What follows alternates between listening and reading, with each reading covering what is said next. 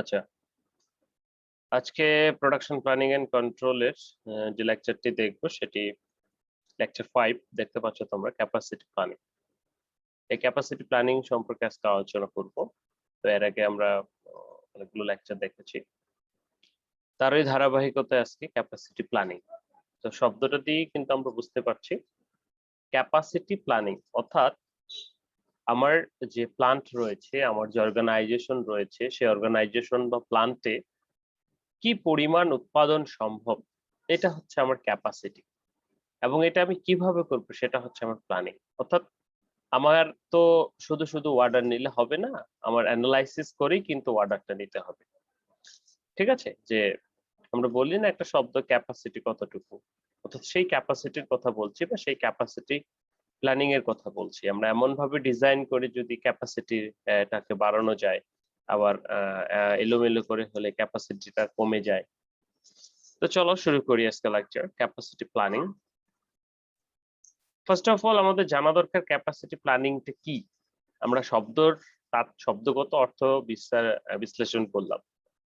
এটাতে কি বলা আছে যে capacity planning is the process of determining the production capacity. Capacity প্ল্যানিংটা হচ্ছে প্রসেস, কিসের প্রসেস অফ ডিটারমাইনিং, কি ডিটারমাইন করবে, the production capacity, process of determining the production capacity. তাহলে প্রোডাকশন ক্যাপাসিটি ডিটারমাইন করার process, okay, needed by an organization, যে কোনো organization হতে পারে, to meet the changing demands of its products. তো সার প্রোডাক্টস এর জন্য কি রকম চাহিদা আছে, তার ক্যাপাসিটি কতটুকু, তার উপর বেস করে সে প্ল্যান করবে। তাহলে বলা হচ্ছে কি, আমরা একটু দেখি, প্রোডাকশন ক্যাপাসিটিটা হচ্ছে একটা process of determining, production capacity determine করাটাই হচ্ছে capacity planning. Capacity planning is defined as the ability to achieve, store, or produce. For an organization, capacity would be the ability of a given system to produce output within a specific time period. This is important. যে কোন একটা system, কোন একটা প্রতিষ্ঠান, কোন একটা manufacturing system বা যাই হোক না কেন, অর্গানাইজেশন যাই হোক না কেন, তারা কি পরিমাণ প্রোডাকশন করতে পারে একটা টাইম পিরিয়ডের ভিতরে। অবশ্যই টাইম পিরিয়ড ছাড়া তো রেট বের করতে আমরা পারবো না। So in operation management, capacity is referred as an amount of input resources available to the produce relative output over the period of time. Okay. So in general terms, capacity refers the maximum production capacity which can be attained with a normal working schedule. Capacity planning is essential to be determining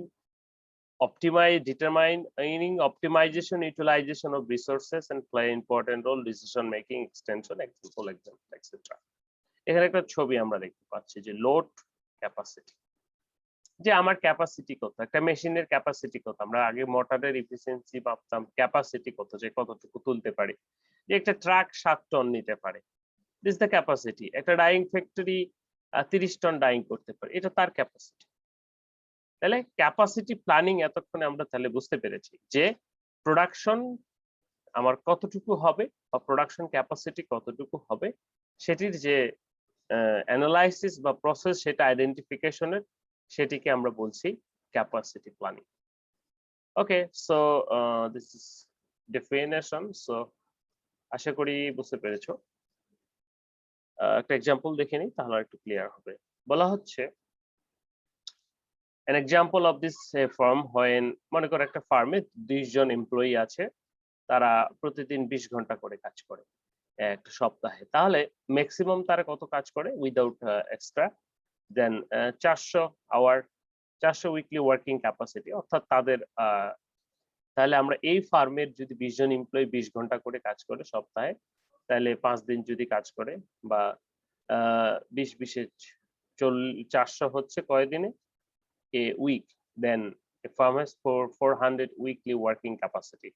So without putting overtime in the equation, it means they can care of 400 hours in a week. অর্থাৎ এখানে 400 hours এই ফার্মটা maximum কাজ করতে পারে।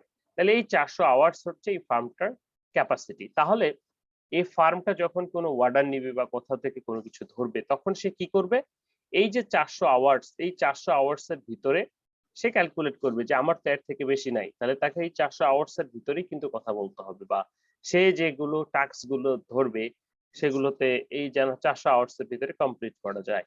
এটা কিন্তু প্রত্যেকটা ফার্ম আমরা চিন্তা করে থাকি, বা প্রত্যেকটা ফ্যাক্টরি এটসেট্রা। সো এই বিষয়ে সাধারণত প্রোডাকশন ম্যানেজারের কিছু কনসার্ন থাকতে হয়। বলা হচ্ছে যে sufficient capacity is required to meet the customer demand in time. আমাকে একই সাথে সময়ের মধ্যেই ডিমান্ড ফিল আপ করতে হবে কাস্টমারের with quality product. Capacity effect the scheduling system, এবং মাঝে মধ্যে দেখা যায় যে আমাদের যে নরমাল শিডিউলিং থাকে সেটা চেঞ্জ হয়ে যায় আমাদের ডিমান্ড ফুলফিল করার জন্য, ক্যাপাসিটির জন্য। Efficiency of the operation, pressure বেশি থাকলে কাজের মান ভালো হয় না। Create the requires of an investment বেড়ে যায়। তো যাই হোক, তাহলে ক্যাপাসিটি নিশ্চয়ই আমরা এতক্ষণে বুঝতে পেরেছি। ওকে, তো এবার আসি ক্যাপাসিটি প্ল্যানিং এ। তাহলে ক্যাপাসিটি তো আমার ফ্যাক্টরিতে 30 টন ডাইং করা যায়, এটা হলো ক্যাপাসিটি। তাহলে প্ল্যানিংটা কি? প্ল্যানিংটা হচ্ছে আমি কোন মেশিনে কতটুকু কিভাবে ডাইং করব সেটি কিন্তু প্ল্যানিং। বলা হচ্ছে ক্যাপাসিটি প্ল্যানিং এর ভিতরে এখানে কি কি পড়ে? ক্যাপাসিটি প্ল্যানিং এর ভিতরে বলা হচ্ছে অন টাইম ডেলিভারি, এটাও পড়ছে, অর্থাৎ সময় মতো ডেলিভারি দেওয়া, রিসোর্স ইউটিলাইজেশন, আমার যে ফার্মের যে রিসোর্স, আমার যে প্লান্টের রিসোর্স গুলো রয়েছে সেই কতগুলো সেগুলো ব্যবহার, ডাব্লিউআইপি এন্ড লিড টাইমস, কোনটার জন্য কতটুকু লাগছে, fire fighting, production cost, throughput, মানে সবগুলো এর সাথে কিন্তু জড়িত থাকছে। আমার যদি ক্যাপাসিটি প্ল্যানিং বলি যে 30 টনে তো আর 30 টন ডাইং করতে পারি না, 28 টন ডাইং করতে পারি। তো সেই ক্ষেত্রে এই 28 টন ডাইং করতে গেলে আমাদের মনে করো সবগুলো মেশিন কতটুকু, কোথায় কি রিসোর্স আছে। মনে করো একটা ফেব্রিক নাই, তাহলে সেটার জন্য ডিলে হচ্ছে। তো এই ক্যাপাসিটি প্ল্যানিং এর ভিতরে সবগুলি আমরা ইনক্লুড করছি। So the value of capacity planning, এই ক্যাপাসিটি প্ল্যানিংটা আমরা কেন করব? এটার নেসেসিটিটা কি? যে এই ক্যাপাসিটি প্ল্যানিংটা কি আসলেই দরকার আছে? যে দূর আমার ফ্যাক্টরি আছে, মেশিন আছে, চলতেছে, চলুক। সো মানে ক্যাপাসিটি প্ল্যানিং এর কি দরকার? যে কোনটায় কত আবার প্ল্যানিং করতে হয় নাকি? কিন্তু আমরা লক্ষ্য করলে দেখবে প্রত্যেকটা ফ্যাক্টরি প্ল্যান্টে কিন্তু প্ল্যানিং ডিপার্টমেন্ট থাকে, তারা কিন্তু প্ল্যানিং করে থাকে। হ্যাঁ? Okay, the value of capacity planning কেন করব আমরা যদি বলি, নিউমেরাস বেনিফিট পাবো, সেগুলো কি? Gets in front of your problems. বলা হচ্ছে যখন তুমি তোমার ক্যাপাসিটি প্ল্যানিং ইমপ্লিমেন্ট করা হবে, দেন তোমার যে প্রবলেম গুলো যেগুলো ইনভিজিবল ছিল, যে কোনো কারণে প্রোডাকশন লস হচ্ছে, কেন লস হচ্ছে সেটা সামনে আসতেছিল না, বাট প্রোডাকশন ক্যাপাসিটি প্ল্যানিং এর মাধ্যমে কিন্তু সেটি সামনে আসবে। বলা হচ্ছে having a radar on your teams capacity can prevent the scope of creep and ensure that you meet to delivery date and spares of your unfortunate risks and going over budget. At the same time, allow me to predict then what can I accomplish in certain frame and being able to say how much capacity is being predict to be done. যেমন সহজ করে example দিয়ে যদি বলি, যে তোমার যখন planning থাকছে, ক্যাপাসিটি প্ল্যানিং থাকছে, তখন প্রত্যেকটা কাপড় কিন্তু প্ল্যানিং অনুসারে উঠতেছে। ঠিক আছে? যে এই মেশিনের ক্যাপাসিটিতে 1500 কেজি, তাহলে এটাতে 1500 কেজি ডাইং হবে, বা এটাতে এত কেজি হলো না কেন? এখানে কিন্তু একটা স্বচ্ছতা, একটা জবাবদিহিতা চলে আসে। বাট যখন এ ধরনের কোনো প্ল্যানিং থাকবে না, এই চলতেই থাকবে যে এটা এতক্ষণে তো নেমে যাওয়ার কথা হলো, কেন নামতেছে না? হয়তো ওয়ার্কারে কিছু ফল্টস হয়ে গেছে। Like backup hiring decision with concentrate data. এখান থেকে তুমি ডিসিশনও নিতে পারো যে তোমার এই ক্যাপাসিটি প্ল্যানিং এর ডাটাগুলো যখন থাকবে, তখন সেই ডাটাগুলোর উপর বেস করে তোমার সামনে যদি কোনো ক্রিটিক্যাল সিচুয়েশনের সৃষ্টি হয়, সেই ক্রিটিক্যাল সিচুয়েশন গুলোর সমাধানও কিন্তু এখান থেকে করা যাবে ডাটাগুলো অ্যানালাইসিস করে। Eliminate West along with value stream. বলা হচ্ছে যখন ক্যাপাসিটি প্ল্যানিং এর আন্ডারে তুমি কাজ করবা, বা তোমার ফ্যাক্টরিটাকে এটার আন্ডারে হবে, বা ক্যাপাসিটি প্ল্যানিং করা হবে, প্ল্যান করা হবে, তখন সাধারণত আমাদের যে ওয়েস্ট সেটা কমে যাবে। বলা হচ্ছে not service correctly some projects may be either lack of capacity or have too much assigned to them. So armed with the knowledge and the resource and spend their time, you can optimize the project process, cut down time wastage or vice versa, assign new people to the project team. অনেক সময় হয় যায় না, overflow হয়ে যায়, অনেক মানুষ বা কাজ বেশি হয়ে গেল, মানে তখন প্রেসারাইজ থাকি আমরা, কোনোটাই ঠিক মতো করতে পারি না। সো এই ক্ষেত্রে কিন্তু আমাদের কাজগুলো ভালো হয় না, কোয়ালিটি সম্পন্ন হয় না, মালগুলো রিজেক্ট হয়। তো এই ধরনের প্রসেসগত বা ল্যাক অফ অ্যাটেনশন লাইক এগুলো কিন্তু কমানো যায়। কারণ ক্যাপাসিটি প্ল্যানিং এর মাধ্যমে তুমি জানতে পারতেছো বা বুঝতে পারছো যে কতটুকু কাজ কতজনকে দিয়ে করানো যাবে। ফর দিস রিজন ফলে কিন্তু তুমি এখান থেকে এক্সট্রা যে লোড গুলো সেগুলো এলিমিনেট করছো। এছাড়াও আর্নেস্ট ট্রান্সপারেন্সি এন্ড অ্যাকাউন্টেবিলিটি দায়িত্বশীলতার কথা বা দায়িত্বশীলতা আসলে চলে আসে যে ওই যে ট্রান্সপারেন্সি যেটি বলা হচ্ছে, দায়িত্বশীলতা অ্যাকাউন্টেবিলিটি যেটি বলা হচ্ছে যে তোমার কাপড় একটা নষ্ট হয়েছে সেই কাপড়ের জবাবদিহিতা বা স্বচ্ছতা থাকছে যে কিভাবে নষ্ট হলো, কেন নষ্ট হলো। নষ্ট হয়েছে দ্যাটস ওকে বাট এই যে জবাবদিহিতাটা যখন আসবে কেন নষ্ট হলো এবং কিভাবে নষ্ট হলো তখন কিন্তু একজন ওয়ার্কার বা একজন এমপ্লয়ি তার যে নিজস্ব জায়গা সেই নিজস্ব জায়গা থেকে তার ডিউটিটা পালন করবে।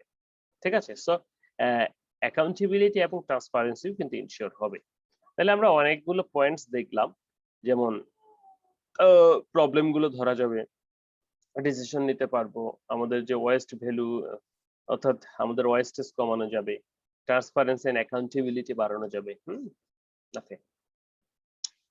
এগুলো হচ্ছে বেনিফিটস আমরা যদি ক্যাপাসিটি প্ল্যানিং করে অর্থাৎ কাজ করি।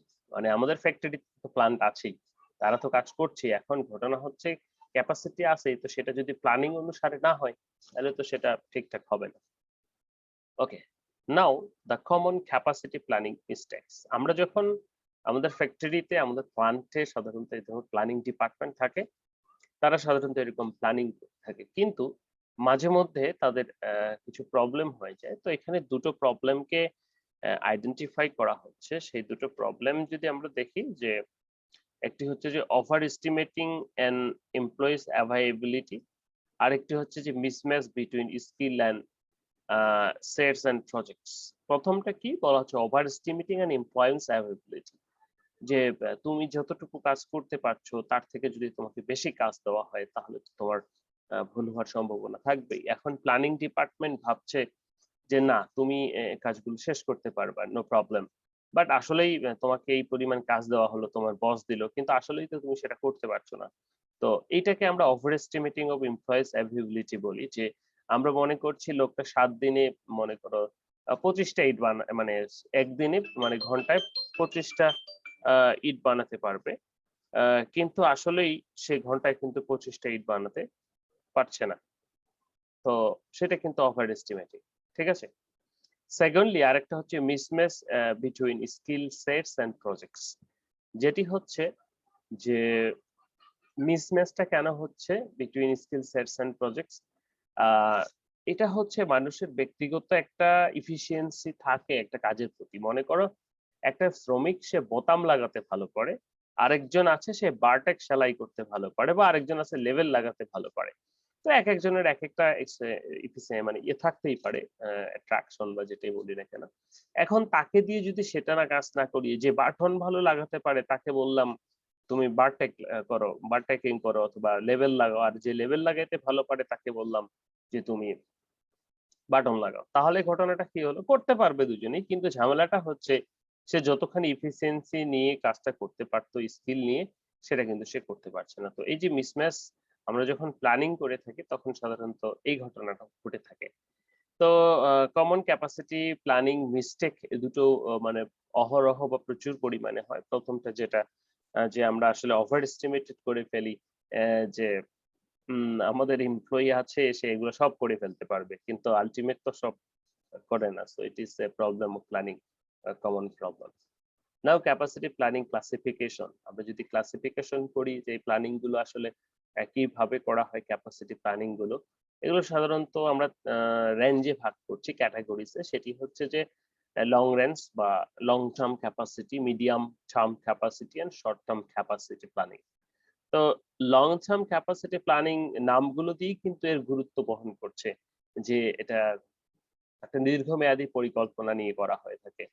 বলা হচ্ছে long range capacity of an organization is depend on various other capacities like design capacity, production capacity, sustainable capacity and effective capacity. Design capacity is the maximum output possible indicated by equipment manufactured under ideal working condition. কি বলছে? Long term ক্যাপাসিটির ভিতরে বলা হচ্ছে long range capacity organization depend on the various capacity like design, এগুলোর উপর সে depend করবে, production capacity, sustainable capacity. So design capacity হচ্ছে একটা ফ্যাক্টরির কতগুলো মনে করো মেশিন আছে, সেই মেশিনের সংখ্যা যতটুকু মানে ম্যাক্সিমাম গুণে যতটুকু পাওয়া যায়। So production capacity is the maximum output capacity, sustainable capacity, effective capacity, এই সবগুলো মিলেই কিন্তু লং টার্ম ক্যাপাসিটিটা চিন্তা করা হয়। মনে করো বাংলাদেশে যদি বড় গাড়ি নির্মাণ কোম্পানি আসে, তাহলে এই গাড়ি নির্মাণ কোম্পানি তো আসলে 1-2 দিনের জন্য প্ল্যানিংটা করবে না। তারা আসলে একটা লং টার্ম ধরে প্ল্যানিং করবে এবং সেই সাথে তাদের ক্যাপাসিটি প্ল্যানিংটাও কিন্তু লং টার্ম ধরেই হবে। যেমন অটোমেটিক রাইস মিল আমরা যদি বলি, তারা সাধারণত একটা লং টার্ম ধরে ক্যাপাসিটি, তো তাদের যে মেশিন গুলো আছে তারা কিন্তু সেগুলোকে সেভাবেই সেট করে। তো তার ভিতরে এখানে আমরা বলছি লং টার্ম ক্যাপাসিটি সাধারণত প্রোডাকশন ক্যাপাসিটি কি পরিমাণ হয়, সাস্টেনেবল ক্যাপাসিটি, ইফেক্টিভ ক্যাপাসিটি, এই বিষয়গুলোর উপর ডিপেন্ড করে। সাস্টেনেবল যে আসলে কাজটা রিয়েলিস্টিক কন্ডিশনে কিনা, ঠিক আছে, আবার অনেক সময় ওয়ার্স কন্ডিশনে হয়ে যায়। ইফেক্টিভ ক্যাপাসিটি হলো ইফেক্টিভলি কতটুকু করতে পারবে, this are long term capacity. Medium term ক্যাপাসিটির ক্ষেত্রে সাধারণত একটা কম সময়, ওটি যদি 8 থেকে 10 বছর বা 10 থেকে 20 বছরের ক্ষেত্রে প্ল্যানিং করা হয়ে থাকে। মিডিয়াম টার্মের ক্ষেত্রে সেটা 2 থেকে 3 বছরের মতো they are planning it. Strategic planning undertaken by organization 2 or 3 years of the time frame referred medium term capacity. Okay. In the short term capacity এখানে আমরা যদি বলি, this is very common, খুবই কম সময় বোঝাচ্ছে by organization daily or weekly or quarterly time frame. Daily, quarterly time frame referred as short term capacity plan. খুবই ছোট করে তখন যেটাকে আমরা এটা বলছি short term capacity. Secondly, goal of capacity planning. তাহলে এতক্ষণ ধরে কিন্তু আমরা কি পড়ছিলাম? ক্লাসিফিকেশন, খুবই সহজ ক্লাসিফিকেশন। কি কি ছিল? Long term capacity, second medium term capacity and short term capacity on the basis of time frame. Now the goal of capacity planning, আমরা কিন্তু অবজেক্টিভস পড়ে এসেছি ক্যাপাসিটি প্ল্যানিং এ। এখন একটু গোল, অবজেক্টিভ এগুলো সাধারণত একই ধরনের কথা, একই জিনিসই আমরা বলতে পারি। বলা হচ্ছে গোল অফ ক্যাপাসিটি প্ল্যানিংটা কি? বলা হচ্ছে the ultimate goal of capacity planning is to meet the current and future level of requirement at a minimal wastage. দেখো এখানে অনেকগুলো কথা বলছে। বলা হচ্ছে টু মিট, কি মিট করব? Current and future level requirement, এখন এবং ভবিষ্যতে যে ডিমান্ড গুলো আসতেছে, অর্থাৎ এই অর্ডার গুলো আসতেছে, সেগুলো একটা মিনিমাম ওয়েস্টেজ করে এবং মিনিমাম কস্টে যেন আমরা এটা প্রোডাকশন করতে পারি, এটি কিন্তু উদ্দেশ্য। সকল ফ্যাক্টরির ক্ষেত্রেই যদি আমরা কম ওয়েস্ট করে, অর্থাৎ সেটা হতে পারে ইউটিলিটি, হতে পারে কেমিক্যাল, হতে পারে, এগুলো কম ইউজ করে বেস্টটা দিতে পারি, তাহলে কিন্তু সেটা বেটার, এবং সেটাই কিন্তু সকল প্ল্যানিং এর গোল হয়ে থাকে। তো ক্যাপাসিটি প্ল্যানিং এর গোল হচ্ছে ওইটা, ক্যাপাসিটি প্ল্যানিং যেহেতু সময়ের সাথে রিলেটেড, যে ওই সময়ের ভিতরে কত কম ওয়েস্টেজ ইউজ করে প্রোডাকশন করা যায়, মানে কত কম ওয়েস্ট করে। So there are 3 type of capacity planning based on goal: lead capacity planning, leg strategy planning and mass strategy planning. তো এটার উপর ভিত্তি করে সাধারণত যারা কোম্পানি আছে তারা তাদের ক্যাপাসিটি প্ল্যানিংটা ঠিক করে বা গোলটা ঠিক করে। তো সেগুলো আমরা দেখলাম 3 প্রকার, বলা হচ্ছে লিড। তো একটু দেখা যাক। ও এটা পরেরটা আগে চলে এসেছে। আচ্ছা যাই হোক, আচ্ছা, lead strategy planning, lag strategy planning and match strategy planning, এটা আছে পরবর্তীতে আমরা দেখব। ওকে,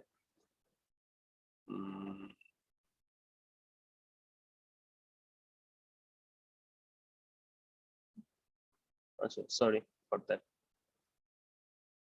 ওকে, তো আমরা ছিলাম যে স্ট্র্যাটেজিক প্ল্যানিং এর ক্ষেত্রে এগুলো সাধারণত ডিপেন্ড করছে যে একটা কোম্পানি কিভাবে তার প্রোডাক্ট গুলোকে ইয়ে করবে, প্ল্যানিং করবে, সেটি ডিজাইন করবে, দ্যাটস তার উপর ভিত্তি করে সাধারণত একটা লিগ, একটা অর্থাৎ প্রোডাকশনের পূর্বে আর একটা প্রোডাকশনের পরে সাধারণত প্ল্যানিং করা হয় কিভাবে সেল করা হবে, match strategy. Okay, measurement of capacity.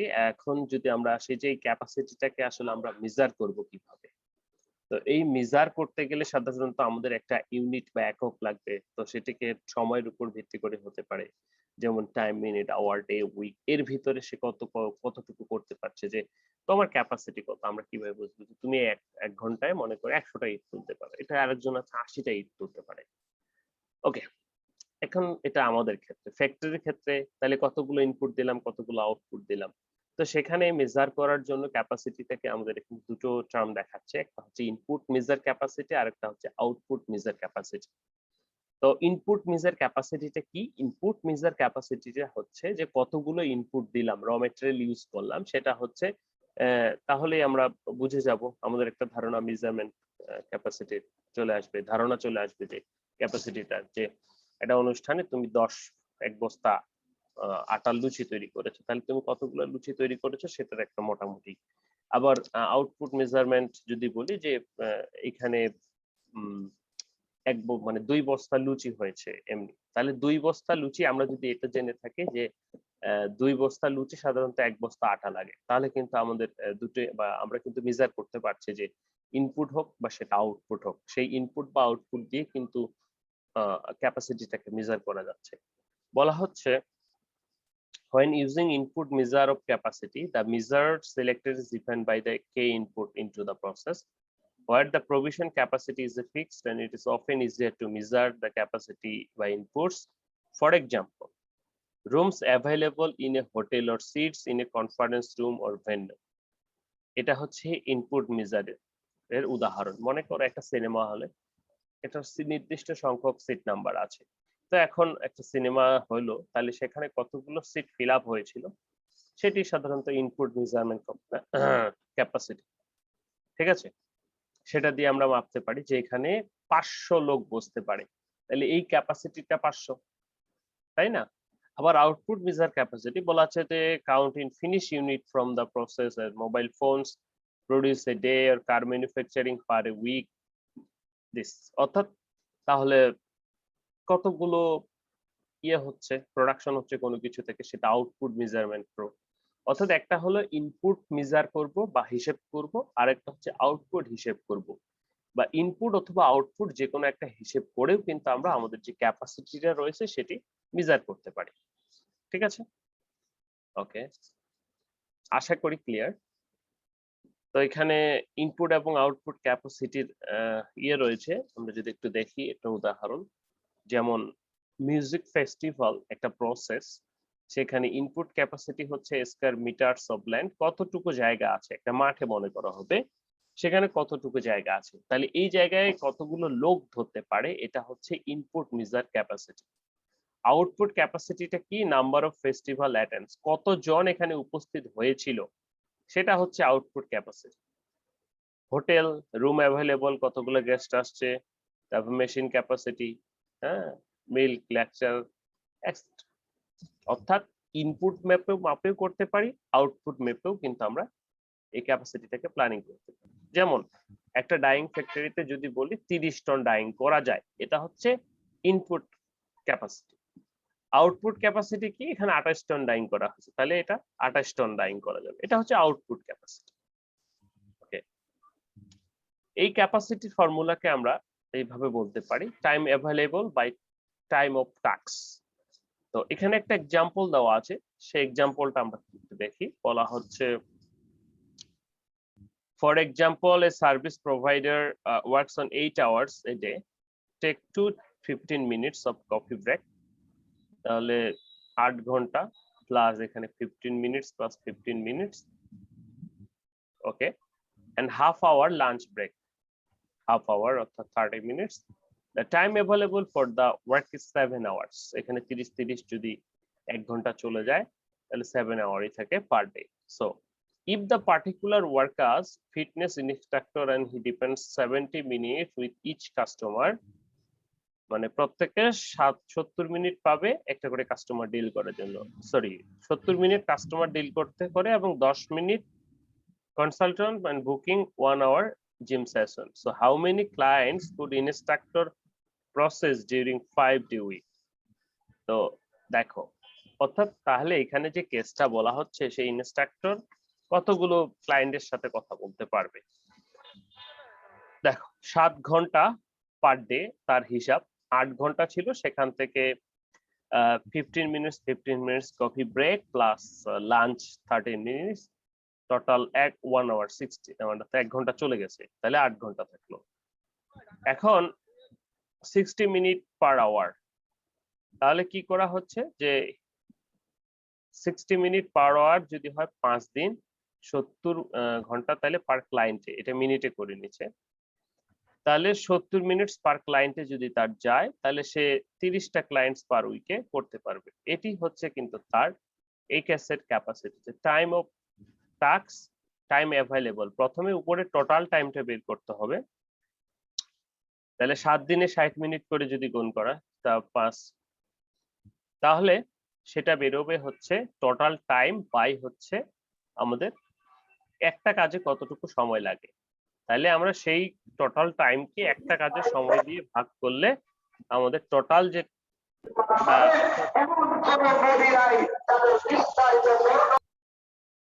যে ঘটনাটা সেটা আমরা বের করতে পারবো।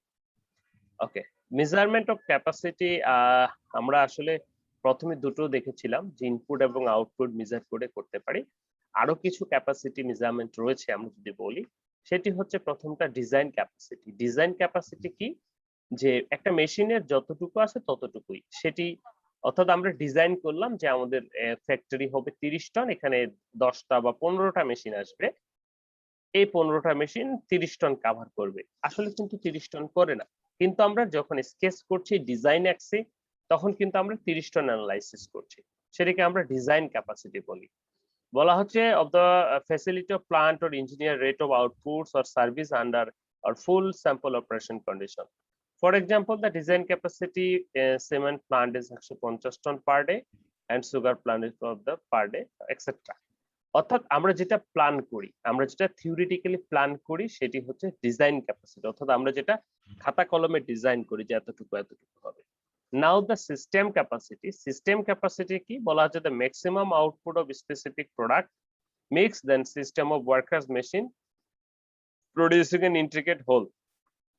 System capacity is less than the design capacity because limitation of product mix, quality specification, breakdown, etc. বলা হচ্ছে সিস্টেম ক্যাপাসিটিটা কি, maximum output of the specific product or specific time. মনে করো তোমার ফ্যাক্টরিতে ডিজাইন ক্যাপাসিটি 30 টন ডাইং করতে পারো তুমি, অর্থাৎ তোমার এটা ক্যালকুলেটেড, বাট তুমি কিন্তু ডাইং করতে পারতেছো 28 টন ম্যাক্সিমাম, এটি কিন্তু তোমার সিস্টেম ক্যাপাসিটি, এবং এই সিস্টেম ক্যাপাসিটিটা কিন্তু সব সময় এর থেকে কম হবে, ডিজাইন ক্যাপাসিটি থেকে কম হবে, কারণ আমরা তো এটা অ্যাচিভ করতে পারবো না। ওকে, কেন পারবো না অ্যাচিভ করতে? মনে করো প্রোডাক্ট মিন্স বিভিন্ন ধরনের প্রোডাক্ট তৈরি করতে হচ্ছে, কোয়ালিটির একটা ইস্যু আছে, আবার মেশিন ব্রেকডাউন হতে পারে, equipment inefficiency of labour, long range uncontrollable factors কিছু থাকে এই কারণে। So the efficiency express as the ratio of actual measuring output to the system capacity. তাহলে সিস্টেম এফিসিয়েন্সি হচ্ছে কি অ্যাকচুয়াল আউটপুট, অর্থাৎ আমাদের 28 টন, আর সিস্টেম ক্যাপাসিটি যত টন ম্যাক্সিমাম হয়। দেখো আমি কিন্তু ম্যাক্সিমামের কথা বলেছি, মনে করো 30 টনের ফ্যাক্টরি, সেখানে 28 টন, 27 টন, 29 টন পর্যন্ত ডাইং করা যায়, তাহলে এই যে 29 টন এটা কিন্তু আমার ম্যাক্সিমাম, আমি কিন্তু সিস্টেম ক্যাপাসিটির কথা বলেছি ম্যাক্সিমামটা। তাহলে আর অ্যাকচুয়াল আউটপুট যেটা প্রতিদিন হয়, মনে করো এটা 27 টন হয়েছে বাই 29 টন, তাহলে হলো সিস্টেম এফিসিয়েন্সি। ওকে, আমরা কি বুঝতে পেরেছি? ডিজাইন ক্যাপাসিটি মানে হচ্ছে, মনে করো এখানে একটা মেশিন বসাচ্ছ, হিসাব করতেছো, এটা হলো 1500 কেজি, এটা হলো 1200 কেজি, এভাবে হিসাব করে করে তুমি বুঝতেছো যে হ্যাঁ 30 টন। আর এটা হচ্ছে সিস্টেম, অর্থাৎ ম্যাক্সিমাম প্রতিদিন হয় 27, 28, 29, তাহলে 29 maximum. Done, system capacity. Installed capacity, installed capacity বলা হচ্ছে, এটাও আমরা ডিজাইন ক্যাপাসিটির কথাই বলতে পারি, যে যখন মেশিনগুলো আমাদেরকে ইনস্টল করে দিয়ে যায়, তারা যত টন ডাইং এর কথা বলে সেটি ইনস্টল ক্যাপাসিটি। মনে করো 1500 কেজির মেশিনে তো আর 1500 কেজি ডাইং করা যাবে না, একটু কম ডাইং করা যাবে, ওকে, রেটেড ক্যাপাসিটি বলা হচ্ছে this capacity based on the highest production rate established by the actual trials is refers to the rated capacity. সেটাকে আমরা বলছি অর্থাৎ based on the highest production rate, এই যে 28-29, এটা একইভাবে বলা যেতে পারে। ইফেক্টিভ ক্যাপাসিটি মানে হচ্ছে ইফেক্টিভলি কতটুকু আমরা পারবো। This is considered how operation will long run in term basis and how will it is stopped and how it will maintain, and all planned stops and normal working condition যদি থাকে সব সময়, তাহলে সে কতটুকু মনে করো ওয়ার্কাররা লাঞ্চ ব্রেকে যাবে, অর্থাৎ ইরেগুলার সিস্টেমে সে কতটুকু করতে পারে। অ্যাকচুয়াল ক্যাপাসিটি তো সবসময় অ্যাকচুয়াল, অর্থাৎ যা হবে তাই, সেটি কোনোদিন কম হতে পারে, কোনদিন বেশি হতে পারে, আনপ্ল্যান্ড লস থাকতে পারে। ওকে, সো সবগুলো ক্ষেত্রেই আমরা যদি বলি যে actual capacity and plant loss এগুলো সব মিলে ডিজাইন ক্যাপাসিটিতে আমরা যাচ্ছি, অর্থাৎ এখান থেকে আস্তে আস্তে সেগ্রিগেট হচ্ছে। এখানে একটা এক্সাম্পল দেওয়া রয়েছে, দুটো এক্সাম্পল দেওয়া রয়েছে। বলা হচ্ছে একটু পড়ি আমরা, কারণ পরে একটা ম্যাথ আছে। বলা হচ্ছে you are managing a group of 10 electricians and these individuals undertaken in home servicing of electrical system are called by telephone or either emergency pre-arranged visit. ওকে, তোমার 10 জন ইলেকট্রিশিয়ান আছে এবং যাদেরকে তুমি এই ধরনের স্বার্থে পাঠাও, and they charge minimum call fee and converts in 15 minutes on the visit plus and traveling time. এটা সব টাকা নেয় তারা, and beyond the first 15 minutes they charge in minimum blocks in 15 minutes plus and material might be necessary their job. বলা হচ্ছে the worker usually available for 8 hours a day and 2 coffee break 15 minutes and each half break of lunch break and actually 7 hours of day. Talking time কথা বলে, license account electricians available time by 20%. This means 70 hours per day he reduce 5 hours and 30 minutes in a day. বাকিটা কথা বলে, যে জায়গায় ইলেকট্রিশিয়ানকে তুমি পাঠাও সেই জায়গায় যেতে ট্রাভেলিং টাইম এগুলো লস হয়। If the actual work is 200 hours built in a week, then এখান থেকে আমাদের কিছু বের করতে বলেছে। কি কি বের করতে বলছে? What is the capacity utilization of the team and what is their efficiency? তো কিভাবে আমরা এটা বের করব? আমরা যদি দেখি, বলা হচ্ছে first you need to calculate the design capacity, অর্থাৎ তোমার এখানে যতগুলো ওয়ার্কার রয়েছে তারা প্রতিদিন কতটুকু কাজ করে এবং কি পরিমাণ সম্ভব। সেকেন্ডলি ইফেক্টিভ ক্যাপাসিটি বের করতে হবে, তাহলে প্রথমে ডিজাইন ক্যাপাসিটি বের করতে হবে। ডিজাইন ক্যাপাসিটি বের করতে গেলে আমাদের ক্যালকুলেটেড হিসাব অ্যাকচুয়ালটা না, তাহলে 10 ওয়ার্কার্স, তাহলে 7 ঘন্টা কাজ করে প্রতিদিন, তাই না? এখন 1 hour per customer call out সে করে, তাহলে 5 দিন আমি হিসাব করি, তাহলে 350 কাস্টমার পার উইক সে করতে পারে। কিন্তু এটা আমার ডিজাইন ক্যাপাসিটি, আমি এটা ডিজাইন করছি যে এরকম আমি 10 জনকে রাখবো, তারা 7 ঘন্টা প্রতিদিন কাজ করবে, তাহলে টোটাল টাইমটা বেরোলো। এখন 1 ঘন্টা করে প্রতি কাস্টমারকে দিলে কতজন কাস্টমারকে সার্ভ করতে পারবে। বাট ইফেক্টিভ ক্যাপাসিটি কি তাই? বলা হচ্ছে 10 ওয়ার্কার্স 5.6 আওয়ার পার ডে। কেন 5.6 আওয়ার? ওই যে লাঞ্চ ব্রেক 7 ঘন্টা ছিল, সেখান থেকে চলে গেছে আমার টি ব্রেক প্লাস হচ্ছে লাঞ্চ ব্রেক, এগুলো তো আর ডিজাইন ক্যাপাসিটিতে থাকবে না। তাহলে এখানে 1 ঘন্টা 6 ঘন্টা থাকলো, আবার কথা বলবে এবং ট্রাভেল করবে, সেখান থেকে কিছু চলে গেল, তাহলে এইটা থাকলো কতটুকু ইফেক্টিভ তাদের 5.6 আওয়ার, 7 ঘন্টায়, এটা তাদের ইফেক্টিভ থাকলো। So 10 hours 5.6 effective time by per hour, তাহলে সে 280টা কাস্টমারকে অ্যাকচুয়ালি সে সার্ভ করতে পারে। বাট ডিজাইন কতটুকু আমরা করতেছি? 250 350টাই হিসাব করতেছি, যে হ্যাঁ ক্যালকুলেট করাই যাচ্ছে, সমান দেখাই যাচ্ছে। ওকে, ইফিসিয়েন্সি বের করব, যে actual output by effective capacity utilization, অর্থাৎ একটা বের করলে বাকিগুলো এগুলো বের করা যাবে। প্রসিডিউর ফর ক্যাপাসিটি প্ল্যানিং আমরা একটু দেখি কিভাবে করব। এনভায়রনমেন্টাল স্ক্যানিং, ডিমান্ড ফোরকাস্টিং, আমাদের কি পরিমাণ ডিমান্ড আছে। এনভায়রনমেন্টাল স্ক্যানিং বলতে কি অবস্থা বাজারের বা এগুলো। ডিমান্ড ফোরকাস্টিং, কতটুকু চাহিদা আছে। এস্টিমেশন অফ প্রেজেন্ট ক্যাপাসিটি, আমার প্রেজেন্টে কতটুকু আছে। Alternative capacity plans to meet the demand, যে আমার ফ্যাক্টরিতে হবে নাকি বাইরে থেকে সাবকন্ট্রাক্টে করাতে হবে। Quantitative and economic analysis of the various plans, এবং এইখানে আমরা বিভিন্ন প্রকার প্ল্যান অ্যাপ্লাই করব। Select the best plan and implementation. Trial করবো আর কি, যেটা আমাদের কাছে ভালো লাগবে আমরা সেটা ইমপ্লিমেন্ট করব। এটি হচ্ছে ক্যাপাসিটি প্ল্যানিং এর প্রসিডিউর। সাধারণত আমার যে ডিমান্ড থাকে সেই ডিমান্ডটাকে আমরা ভাগ করে থাকি। ওকে, নাও বলা হচ্ছে, আমি সংক্ষেপে শেষ করছি, 1 মিনিট রয়েছে, কেটে যাবে। ফ্যাক্টরস ইনফ্লুয়েন্সিং দ্য ক্যাপাসিটি, যেমন forecasting demand, plant and labour efficiency, subcontract, এগুলো সাধারণত প্রভাবিত করে যে আমরা কি পরিমাণ ডিমান্ড ফোরকাস্ট করছি। এটি যদি টেক্সটাইল ফ্যাক্টরি হয় তাহলে তো তুমি অর্ডার পাচ্ছ, বাট এটি যদি বিস্কিট ফ্যাক্টরি হয় তাহলে তার তো বিস্কুট তৈরি করতে হচ্ছে এবং কি পরিমাণ অর্ডার আসতে হয় তার উপর ভিত্তি করে সে একটা আমরা আগের লেকচার পড়ে এসেছি ফোরকাস্টিং, সেটি ফোরকাস্ট করে সেটির উপর অর্থাৎ কি পরিমাণ ফোরকাস্ট করা হচ্ছে সেটিও কিন্তু একটা বিষয়। প্লান্ট এন্ড লেবার এফিসিয়েন্সি, কতটুকু লেবার প্লান্ট এফিসিয়েন্সি সেটাও কিন্তু বিষয়, যে তুমি প্ল্যানিং করলা কিন্তু আলটিমেট তোমার যে মেশিন পত্র রয়েছে সেগুলো ভালো না, নতুন মেশিন হলে আরো ভালো কাজ করা যেত। একই সাথে তোমার সাব কন্ট্রাক্ট আছে কিনা, মাল্টিপল শিফট অপারেশন চলে কিনা, ম্যানেজ